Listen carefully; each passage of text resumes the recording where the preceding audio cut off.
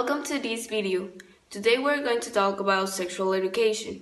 Join us for a few minutes in this journey about the main concepts of the reproductive system, contraceptives, and the menstrual cycle. But first, we need to explain why is it important to educate about this topic.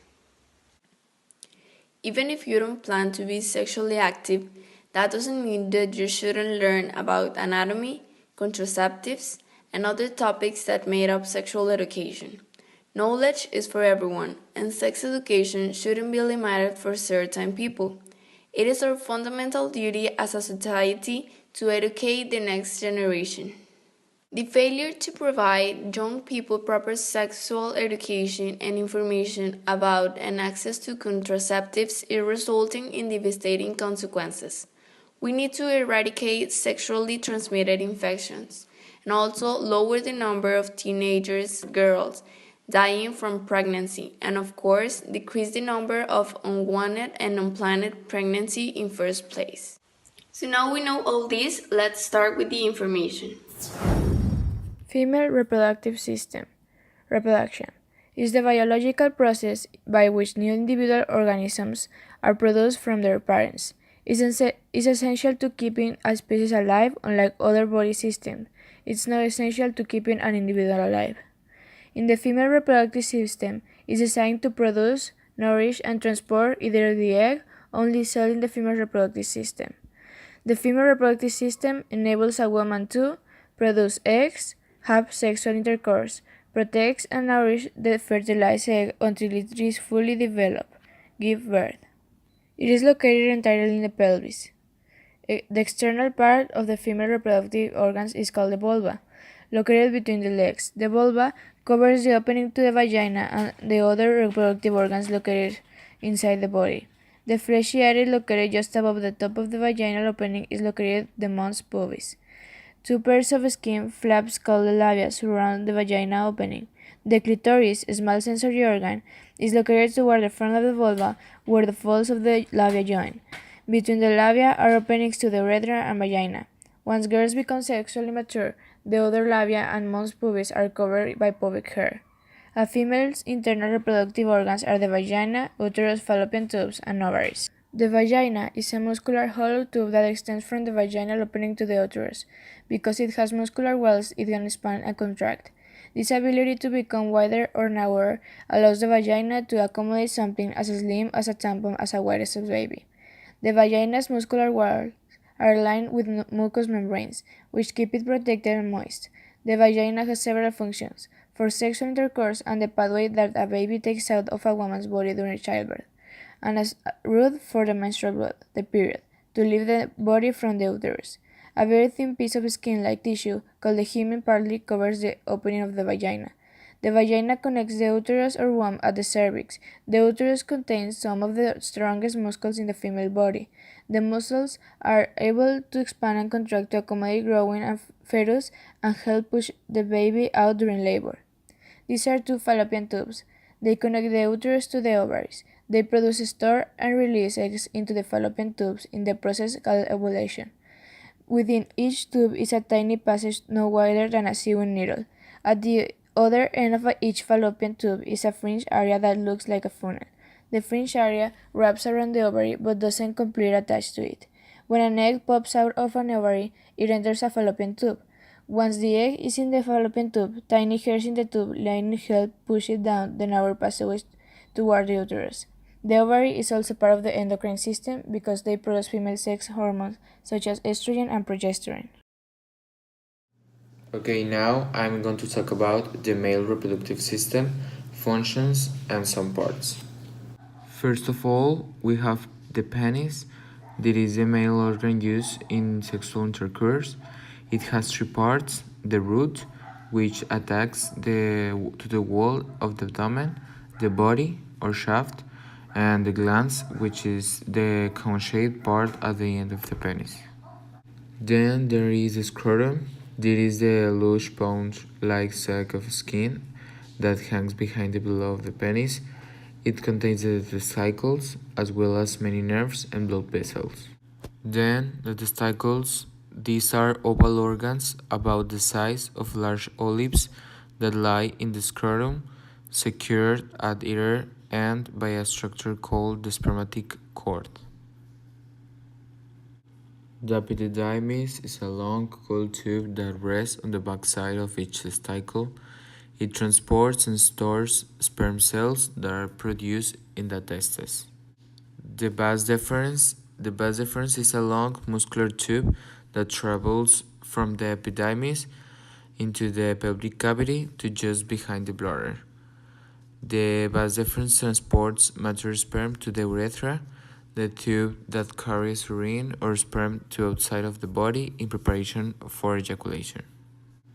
The urethra is the tube that carries urine from the bladder to outside of the body. In males, it has the additional function of ejaculating semen when the man reaches orgasm. Seminal vesicles. The seminal vesicles are sac-like pouches that attach to the vas deferens near the base of the bladder. The seminal vesicles produce a sugar-rich fluid, fructose, that provides sperm with a source of energy to help them move. The prostate gland. The prostate gland is a walnut-sized structure that is located below the urinary bladder, in front of the rectum. The prostate gland contributes additional fluid to ejaculate, and the prostate fluid also helps to nourish the sperm. The valvulethal glands, also called Cowper's glands, these are pea-sized structures located on the sides of the urethra, just below the prostate gland. These glands produce a clear, spluttery fluid that empties directly into the urethra. And the three main functions of the system are to produce, maintain, and transport sperm and protective fluid, to discharge sperm with the female reproductive tract during sex, and finally to reproduce and secrete male sex hormones responsible for maintaining the male reproductive system. Hi, my name is Jimena, and we are going to talk about the importance of the menstrual cycle and its characteristics. Most of the people will think that it's a thing especially for women, but the truth is that everyone needs to know more about this topic. If you're a girl, the information will help you to know when it's going to happen and what's happening with your body. And if you're a boy, it will prepare you for different situations as a boyfriend or friend, and it will make you understand why it's a difficult phase for a woman. The menstrual cycle is the monthly series of changes a woman's body goes through in the preparation for the possibility of a pregnancy. Each month, one of the ovaries releases an egg in a process called ovulation. At the same time, hormonal changes prepare the uterus for pregnancy. If the ovulation takes place and the egg isn't fertilized, the lining of the uterus sheds through the vagina. This is a menstrual period. The day 1 starts with the first day of your period. The blood and the tissue lining the uterus won't break down and leave the body. This is your period. For many women, bleeding lasts from 4 to 8 days. Hormone levels are low. Low levels of hormone estrogen can make you feel depressed or irritable. The day 1 through 5, fluid-filled pockets called follicles develop on the ovaries. Each follicle contains an egg. Between day 5 and 7, just one follicle continues growing while the others stop growing and are absorbed back into the ovary. Levels of hormone estrogen from the ovaries continue rising. By the day 8, the follicle pulls out the increasing level of estrogen and grows larger. Usually by day 8, the period bleeding has stopped. Higher estrogen levels from the follicle make the lining of the uterus grow and thicken. The uterine lining is rich in blood and nutrients and will help nourish the embryo if a pregnancy happens. Estrogen helps boost endorphins, which are the feel-good brain chemicals that are also released during the physical activity. You may have more energy and feel relaxed or calm. A few days before day 14, your estrogen levels peak and cause a sharp rise in the level of luteinizing hormone, LH. LH causes the mature follicle to burst and release an egg from the ovary, called ovulation. On day 14, a woman is most likely to get pregnant if she has sex on the day of ovulation or during the 3 days before ovulation. A man's sperm can live for 3 to 5 days in a woman's reproductive organs, and a woman's egg lives for 12 to 24 hours. In the few days before ovulation, your estrogen levels are at the highest. You may feel best around this time, emotionally and physically. Over the next week, day 15 to 24, the fallopian tubes help the newly released egg travel away from the ovary towards the uterus. The ruptured follicle of the ovaries makes more of the hormone progesterone, which also helps the uterine lining thicken and even more. If a sperm joins with the egg, the fallopian tube, the fertilized egg will continue down the fallopian tube and attach to the lining of the uterus womb. Pregnancy being once a fertilized egg attached to the womb. If the egg is not fertilized, it breaks apart. Around day 24, your estrogen and progesterone levels drop if you are not pregnant. This is a rapid change in levels of estrogen and progesterone can cause your mood to change. Some women are more sensitive to changing hormone levels than others. Some women feel irritable, anxious, or depressed during the premenstrual week, but others do not. In the final step of menstrual cycle, the unfertilized egg leaves the body along with the uterine lining. Begin on day 1 of the next period and menstrual cycle. The follicular phase starts on the first day and ends with ovulation. Stimulated by the hypothalamus, the pituitary gland releases follicle-stimulating hormone. This hormone stimulates the ovary to produce around 5 to 20 follicles, which beat on the surface. Each follicle houses an immature egg. Usually, only one follicle will mature into an egg, while the others die. This can occur around day 10 of a 28-day cycle. The growth of the follicles stimulates the lining of the uterus to thicken in preparation for possible pregnancy. Then is the luteal phase. During ovulation, the egg bursts from its follicle, but the ruptured follicle stays on the surface of the ovary. For the next 2 weeks or so, the follicle transforms into a structure known as the corpus luteum. This structure starts releasing progesterone along with small amounts of estrogen. This combination of hormones maintains the thickened lining of the uterus, waiting for a fertilized egg to implant. If a fertilized egg implants in the lining of the uterus, it produces the hormones that are necessary to maintain the corpus luteum. This includes human chorionic gonadotropin, the hormone that is detected in a urine test for pregnancy. The corpus luteum keeps producing the raised levels of progesterone that are needed to maintain the thickened lining of the uterus. To conclude, I'm going to talk about some common menstrual problems. The first one is premenstrual syndrome. Hormonal events before a period can trigger a range of side effects in women at risk, including fluid retention, headaches, fatigue, and irritability. Treatment options include exercise and dietary changes. The second one is dysmenorrhea, or painful periods. It is thought that the uterus is stimulated by certain hormones to squeeze harder than necessary to dislodge its lining. Treatment options include pain-relieving medication. The third one is heavy menstrual bleeding. If left untreated, this can cause anemia. Treatment options include oral contraceptives. And the fourth one and final is amenorrhea, or absence of menstrual periods. This is considered abnormal, except during pre-puberty, pregnancy, lactation, and postmenopause.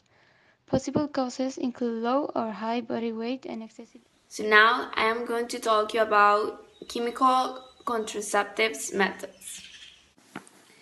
First, we have the hormonal methods, which use hormones to modify the development of the ovarian follicles and inhibit ovulation. They must be prescribed by a doctor, and although they are 100% effective if they are used correctly, a woman who have life-threatening risk factor if she consumes them.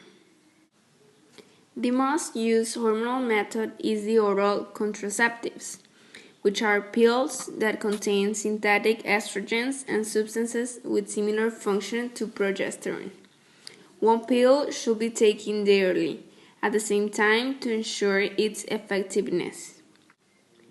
Then we have the emergency pills or the next day pills that contain high levels of estrogen and progesterone that inhibit the production of these hormones by the ovaries. The use of these pills reduces the probability of pregnancy up to 75%. There are capsules with progestin that are implanted under the skin and make a slow and continuous release of hormones. They last for up to 5 years and are known as hormonal implants. Hormones can also be administered intramuscularly, and the application can be monthly or quarterly. The skin patches stick on the skin once a week for 3 weeks, skipping the fourth so the menstruation occurs in this period. It is essential not to forget to change the patch and do it on the same day of the week and at the same time. This method is called the vaginal ring, which releases estrogen and progestogens, and it is placed at the bottom of the vagina for 3 weeks, and in the fourth week it is removed to let menstruation happens. Hi, my name is Ashley and I'm going to talk about the physical contraceptive methods. At first, we have the barrier method. The barrier method's function is to prevent the sperm entering into the vagina or the uterus. They include the condom, the vaginal sac of female condom, and the diaphragm. Condom is a latex covering that is placed over the penis when it is erect and before penetration occurs. Vaginal sac is polyurethane cylinder with 2 rings at its end, one of which should cover the cervix and the other cover the external genitalia. Diaphragm is a cup-shaped gum that adapts to the cervix.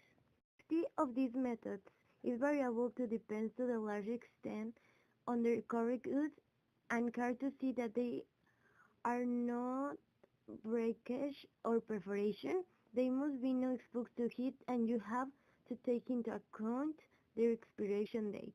Intrauterine devices are objects introduced to the uterus and made of various materials such as plastic and metals. Most commonly used are copper or stainless steel. It is a very safe method, and such device can be used for up to 10 years. A doctor must place it in a woman. They can cause discomfort, bleeding, or expulsion of the youth. Surgical sterilization. In men, it's called vasectomy. It consists of ligating and cutting the vas deferens of each testicle. For women, this sterilization consists in a ligature and section of both oviducts. A doctor in a hospital must perform both procedures, and once the process is completed, the person will be unable to reproduce, so this method is safest. The barrier method's function is to prevent the sperm entering into the vagina or the uterus. So, this is the end of this video. We hope you enjoy it and maybe learn something you didn't know. Today we'll learn about the reproductive system, its functions, parts, and structure, as well as the menstrual cycle and the different contraceptive methods, and their advantages and disadvantages. Maybe all this information will help you in your future. So, you now know why it's important to know all this information. See you next time.